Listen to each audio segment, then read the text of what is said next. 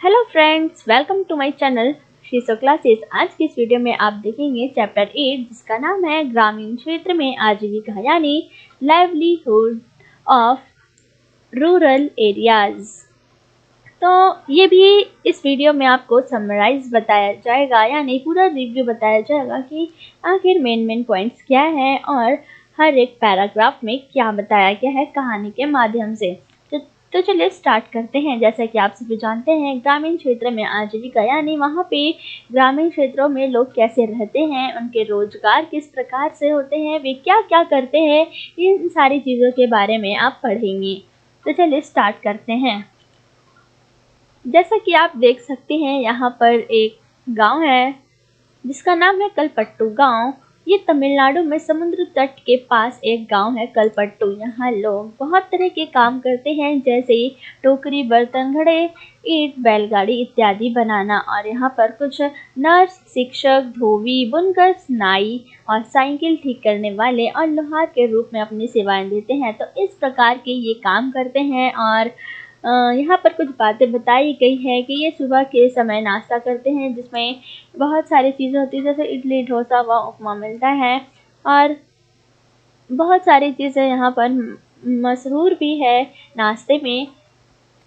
तो ये थी इस गांव की जीविका कि ये क्या काम करते हैं, क्या खाते हैं, किस तरह से आपस में मिलजुल कर रहते हैं। अब यहाँ पर बात बताई गई है तुलसी की, जो रामलिंगम की ज़मीन पर काम करती है। और यहाँ पर ये काम तो करती है क्योंकि उसके पास ज़मीन नहीं होता, इसीलिए। और वह अपना एक्सपीरियंस यानी अपना अनुभव बताती है कि कैसे वो शादी के पहले और बाद में भी अपने काम बहुत अच्छे तरीके से करती थी, लेकिन अब उससे काम नहीं होता क्योंकि उसकी उम्र ज़्यादा होने के कारण वे कुछ कामों को करने में कठिनाई महसूस करती है। और यहाँ पर उसके पति के बारे में भी बात बताई गई है जिसका नाम है रमन। वो भी मजदूर है जो खेतों में दवाइयाँ छिड़कता है।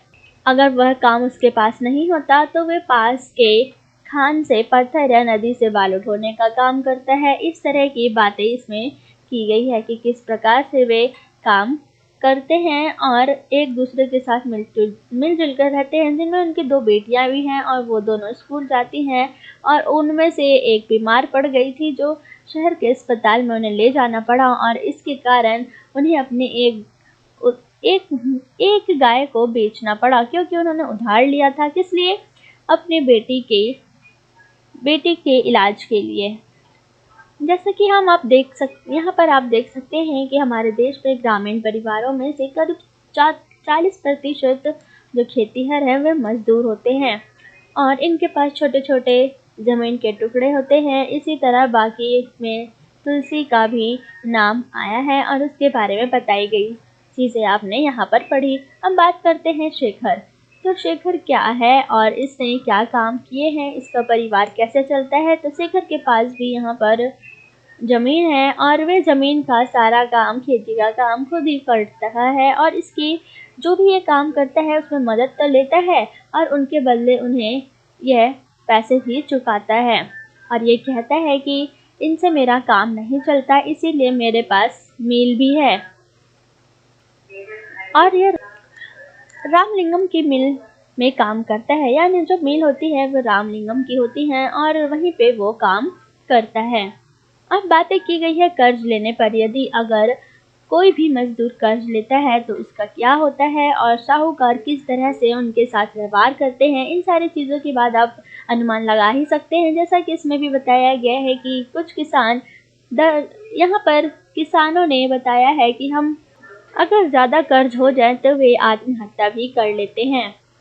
अब बात करते हैं रामलिंगम और उनकी पत्नी करुथम्मा का। जैसा कि अभी पढ़ा कि उनके पास बहुत सारी ज़मीनें थी, तो यहाँ पर भी वे अपने परिवार के लिए उनके पास चावल की मिल भी है और इसी तरह वे बीज व कीटनाशक बेचने के लिए एक दुकान भी है और इन्हीं सारी चीज़ों से वे पैसा कमाते हैं। अब यहाँ पर बात की गई है भारत के खेतीहर मजदूर और किसान की। तो आपने भी ऊपर से नीचे तक देखा कि कैसे शेखर का जीवन चलता है और यहाँ पर तुलसी की भी बात की गई थी, इसके पति की भी बात कही गई थी। तो यहाँ पर आपको इन सभी के बीच अंतर बताने की बात की गई है। जैसे यहाँ पर आप देख सकते हैं कि भारत के 80% किसान किसानों की यही हालत है और भारत में 20% किसान रामलिंगम जैसे बड़े किसानों की श्रेणी में आते हैं।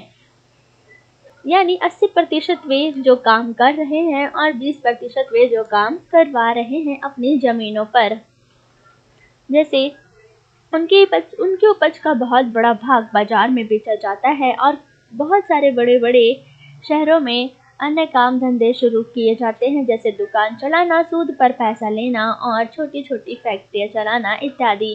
तो इस तरह का जीवन आपने देखा, ग्रामीण जीवन। और यहाँ पर मछली पालन, जैसा कि आप देख सकते हैं, मछली पालन, मछली को पालना, पकड़ना, बेचना इत्यादि काम किए जाते हैं और उनके लिए इन्हें क्या क्या व्यवस्थाएं करनी पड़ती है, ये सारी चीज़ें इस पे बताई गई है। जैसे अगर आप मछली पकड़ के आ रहे हैं तो उसके बाद जालों की मरम्मत करना, अगर वो टूटा फूटा है तो उसकी मरम्मत करना, फिर सुबह अपने अपने कामों पर लग जाना और उनमें से जो भी पैसा आता है वे सबके काम के अनुसार उन्हें दे दिया जाता है। तो ये था आपका पूरा चैप्टर, यानी कि ग्रामीण जीवन में आजीविका, यानी किस तरह से लोग अपना जीवन व्यतीत करते हैं, कौन कौन सी इन्हें समस्याओं का सामना करना पड़ता है और कैसे ये अपने समस्याओं का सामना करते हैं। कि जैसे अगर मौसम खराब हो जाए तो उस समय इन्हें बहुत ज़्यादा समस्याओं का सामना करना पड़ता है। 2 से 4 महीने तक इन्हें बैठना भी पड़ता है ताकि आने वाले समय में ये अपना काम अच्छे से कर सकें, और जब इनके पास काम नहीं होता तो ये अपने आप को बहुत ही असहाय महसूस भी करते हैं। तो आपने देखा ये चैप्टर, और अगर आपको इसकी डिटेल में जानकारी चाहिए और आपको इसको डिटेल में पढ़ना है तो आप प्रीवियस वीडियो की लिंक पर जाकर देख सकते हैं और अच्छे से इस चैप्टर को डिटेल में पढ़ सकते हैं। Thanks for watching this video and we will meet in next video. Don't forget to share, like and subscribe this video. Stay happy and stay safe.